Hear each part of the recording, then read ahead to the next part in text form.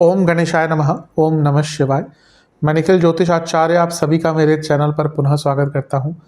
आशा करता हूं कि आप सभी स्वस्थ होंगे। महादेव की कृपा आप सभी पर सदैव बनी रहे। ये वीडियो धनु यानी कि सजिटेरियस के लिए बहुत विशेष है, क्योंकि वीडियो है आने वाले सप्ताह यानी कि 9 से 15 सितंबर 2024 के साप्ताहिक राशिफल के बारे में। कैसा रहेगा आने वाला सप्ताह धनु के लिए।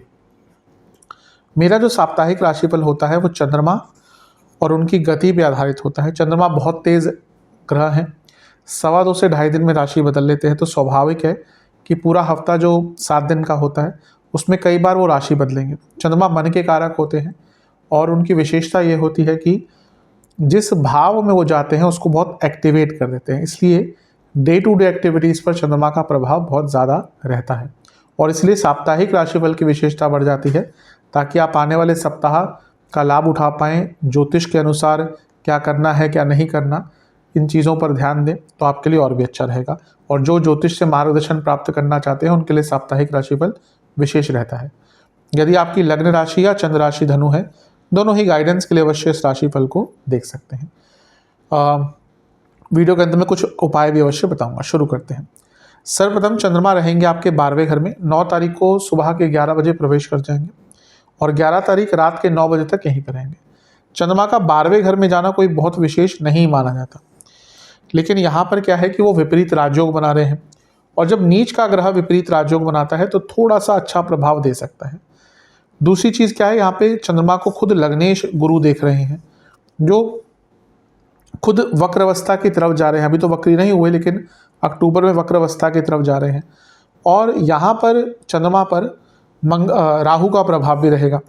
तो 2-3 चीज़ें तो स्पष्ट हो रही हैं। 12वें घर के चंद्रमा राहु का प्रभाव, नीच के चंद्रमा वक्री होते गुरु, वक्री अभी हुए नहीं है गुरु, लेकिन वक्र अवस्था की तरफ जा रहे हैं। और यहाँ पर क्या प्रभाव है, 12वां घर यानी कि विदेश संबंधित कार्यों में सफलता। विपरीत राजयोग है इसलिए अचानक से पैसा। विपरीत राजयोग है, राहु का प्रभाव है, यानी कि सीक्रेट मनी, अगर आपका कुछ हिडन सोर्स ऑफ इनकम है उसमें बढ़ोतरी होगी और जीवन की रुकावटों से निकलने का मौका मिलेगा।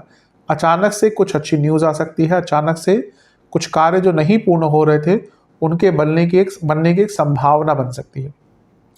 लेकिन चंद्रमा नीच के हैं और शनि की दृष्टि भी है, यानी कि विष दोष, तो मानसिक रूप से इसका प्रभाव थोड़ा नेगेटिव होगा।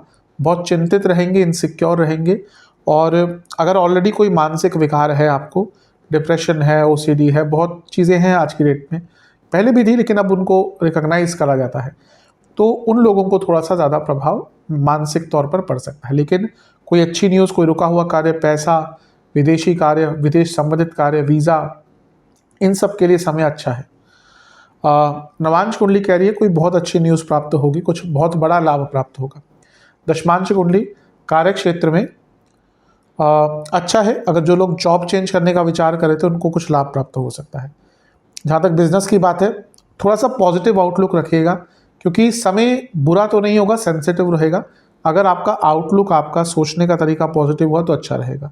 लव लाइफ की जहाँ तक बात है, पार्टनर को टाइम दीजिएगा क्योंकि उसकी कमी दिख रही है। वैवाहिक जीवन थोड़ा सा अनिश्चितता आ सकती है, झगड़े हो सकते हैं। स्टूडेंट्स की जहाँ तक बात है, ये वो समय है जब आपको अपने ऊपर काम करना है, अपने नेगेटिव पॉइंट्स को समझना है।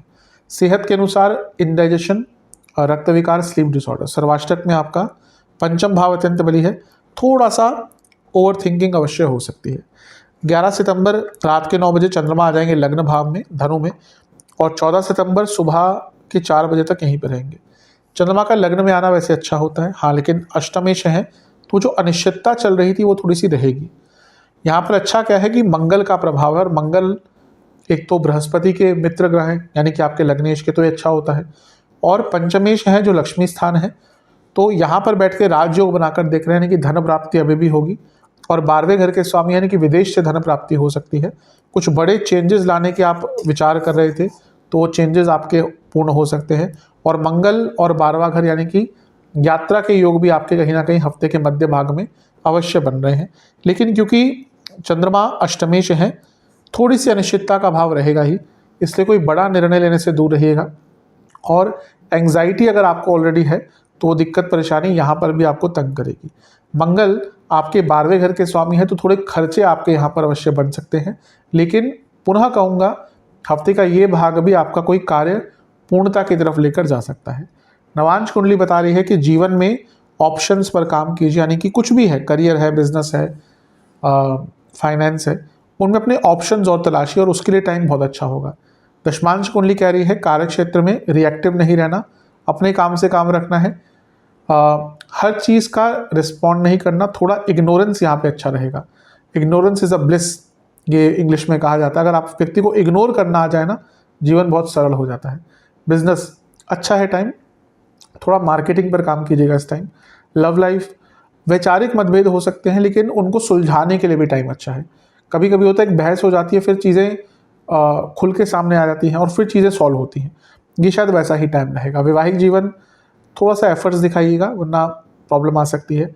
स्पेशल फील कराना पड़ेगा अपने लाइफ पार्टनर को। स्टूडेंट्स अच्छा टाइम है लेकिन मुझे लग रहा है कि आप अपने पोटेंशियल तक नहीं पहुंच पा रहे। ये वो समय है जब आपको कुछ अलग करना पड़ेगा अपने पोटेंशियल को समझने के लिए। सेहत की जहाँ तक बात है, रक्त विकार, कफ रोग तंग करेंगे, एंग्जाइटी, नसों के रोग। सर्वाष्टक सप्तम भाव बली है, धन प्राप्ति के लिए बहुत अच्छा है। ये चंद्रमंगल योग बना हुआ है धन प्राप्ति बिजनेस में, और लेकिन ये चंद्रमंगल योग क्योंकि लग्न भाव में और मंगल का यहाँ पे योगदान है, तो ये अपने आप में धन प्राप्ति का योग होता है और अलग प्रकार से कुछ करके धन प्राप्ति का योग बनता है। तो धन के लिए तो हफ्ते का मध्य भाग भी अच्छा ही दिख रहा है।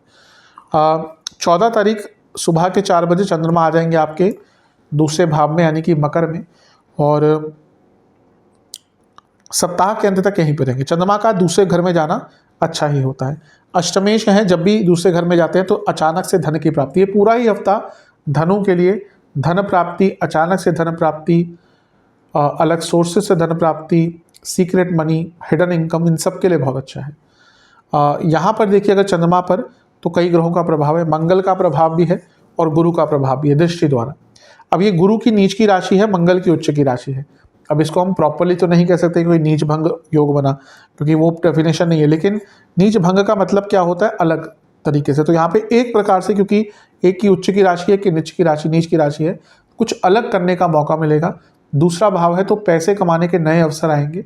अगर आप बहुत टाइम से अपने पैसे को बढ़ाने के लिए कोई साथ में अलग काम करना चाहते थे, आप इन्वेस्टमेंट करना चाह रहे थे, आप कुछ और करना चाह रहे थे, तो अपने धन पर काम करने के लिए, धन को बढ़ाने के लिए मौका बहुत अच्छा है।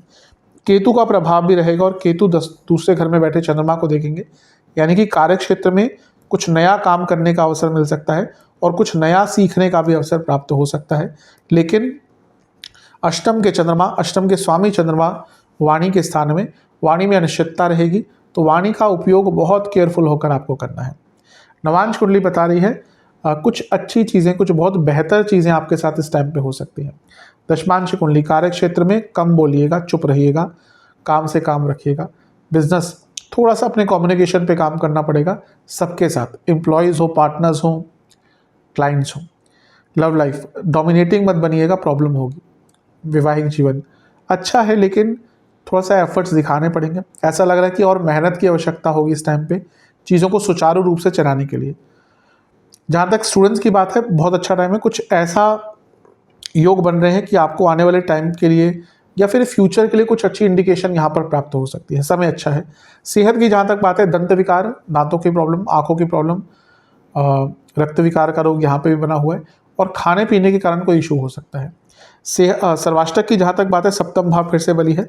मैरिड लाइफ पर ध्यान दें क्योंकि थोड़ी सी यहाँ पर ऐसा लग रहा है कि अचानक से कुछ गुस्सा या एग्रेशन आ सकता है, उसका प्रभाव थोड़ा मैरिड लाइफ पर बुरा हो सकता है। उपाय के स्वरूप में ओम नमः शिवाय का 27 बार जाप करना है, शिव चालीसा का 2 बार पाठ करना है, महादेव को फलों का भोग लगाना है। आशा करता हूँ कि वीडियो आपके काम आएगी। चल पे नए हैं, सब्सक्राइब कर लीजिए, वीडियो को लाइक कर लीजिए। मिलता हूँ अगली वीडियो में, तब तक के लिए ओम नमः शिवाय।